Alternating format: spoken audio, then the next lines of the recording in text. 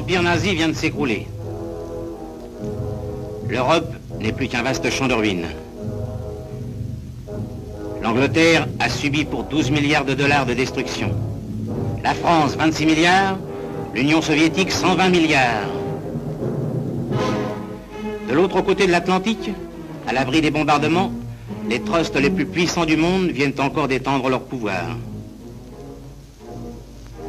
La guerre leur a rapporté 75 milliards de dollars et leur capacité de production a doublé depuis 1939.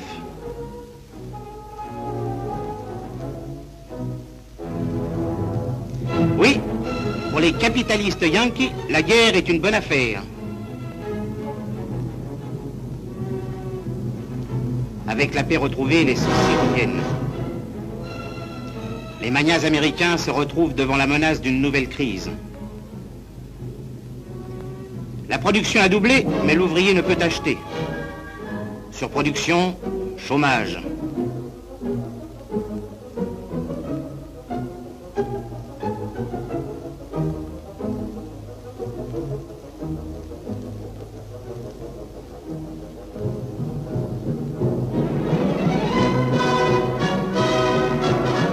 Le voilà, le paradis américain.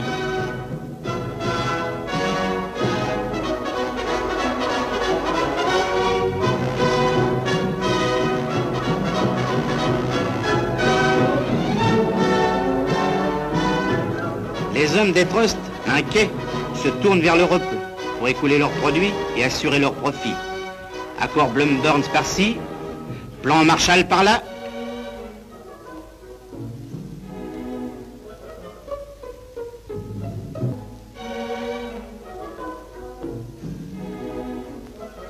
Français, grâce à l'Amérique, vous aurez du beurre. La France possède de vastes usines d'aviation. La SNECMA emploie 10 000 ouvriers. Ce matin, la porte est fermée.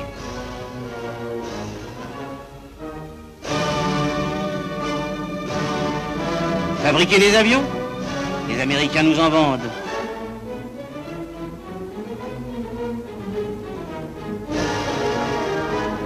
Les ouvriers ne sont pas d'accord. Ils défendent nos usines.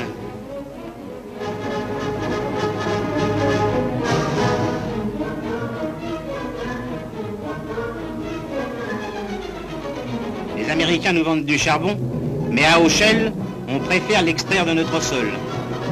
Ces mineurs sont restés 30 jours au fond pour empêcher la fermeture de leur puits.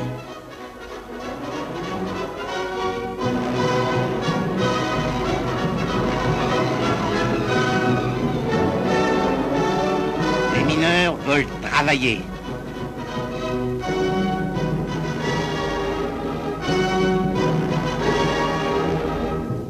Joliot-Curie poursuit ses recherches pacifiques. On le chasse de son laboratoire.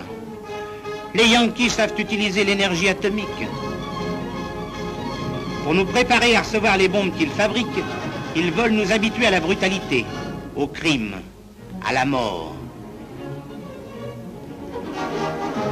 Ils veulent corrompre même nos gosses. Leurs journaux pour enfants exaltent le gangstérisme, le racisme. Voilà la civilisation américaine. La civilisation de revolver. En France, on aime le bon vin.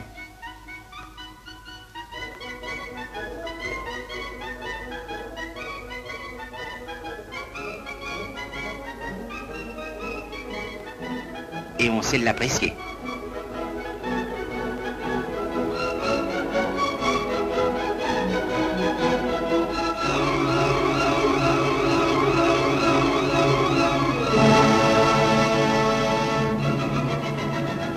Coca-Cola.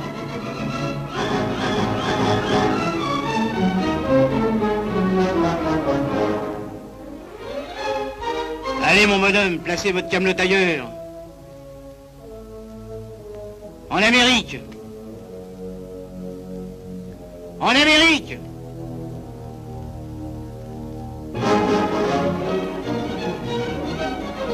En Amérique, Bradley.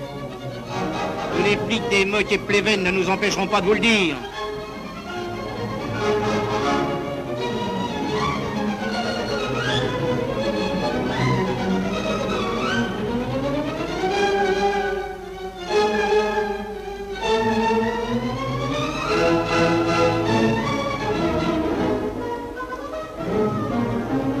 Bradley, Eisenhower, en Amérique.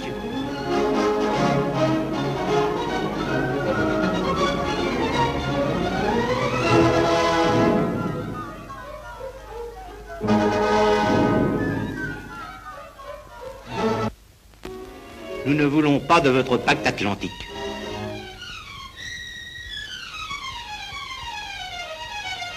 Nous ne voulons pas de vos états-majors chez nous.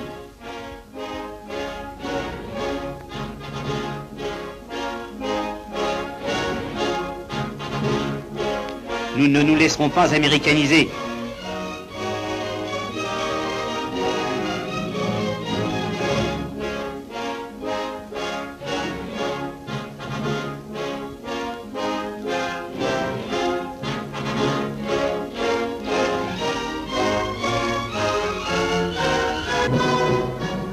Les jeunes savent ce que signifient vos 18 mois.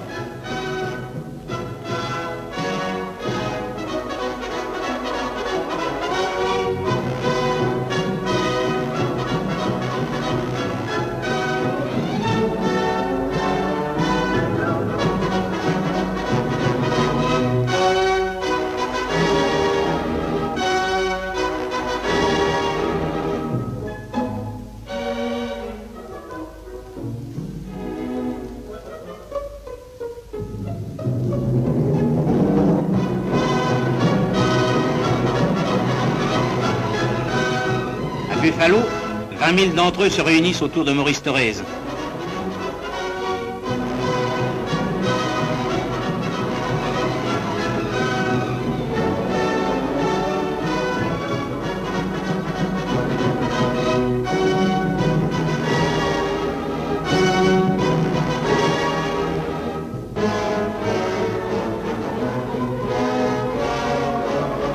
Partout en France, les protestations s'élèvent. L'unité se fait.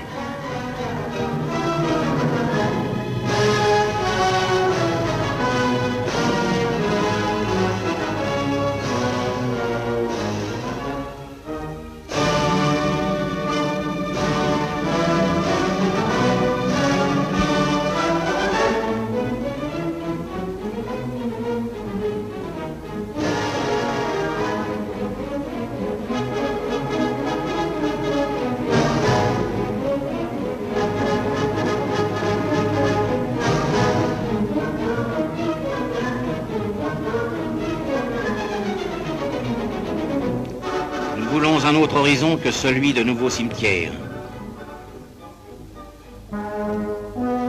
Voilà le beurre promis par l'Amérique. Nous n'en voulons pas. Les dockers ne se font pas les complices de ceux qui veulent attaquer nos alliés d'hier. C'est derrière les barbelés que se préparent les mauvais coups. La nouvelle occupation est commencée. Au même point, on installe des bases similaires.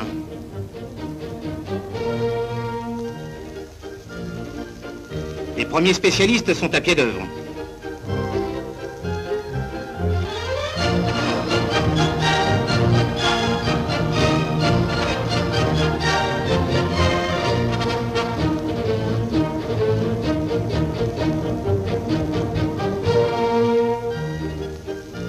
Ces touristes, d'un genre très spécial, mais déjà connus, sont à Paris chez eux.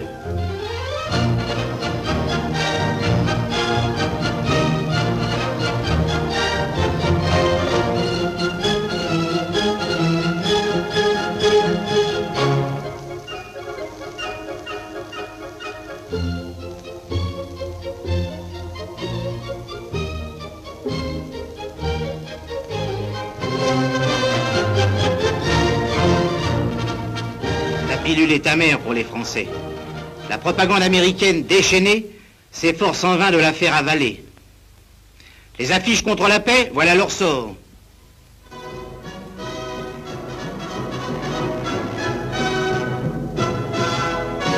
Ce sont les assassins de Radour que les Américains choisissent pour encadrer les Français qu'ils veulent lancer dans leur guerre. Ce sont les nazis qu'ils réarment. Le peuple français qui ne veut pas d'un 38e parallèle en Europe dit non au réarmement allemand. Et sous les difficultés accumulées par le mécontentement général, les ministères s'écroulent. Les reconnaissez-vous? Moque, cueille, moque, cueille.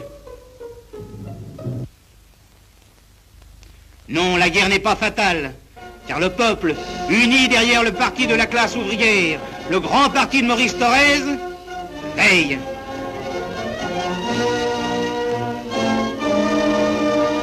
Il saura imposer une politique de paix, une politique d'indépendance nationale.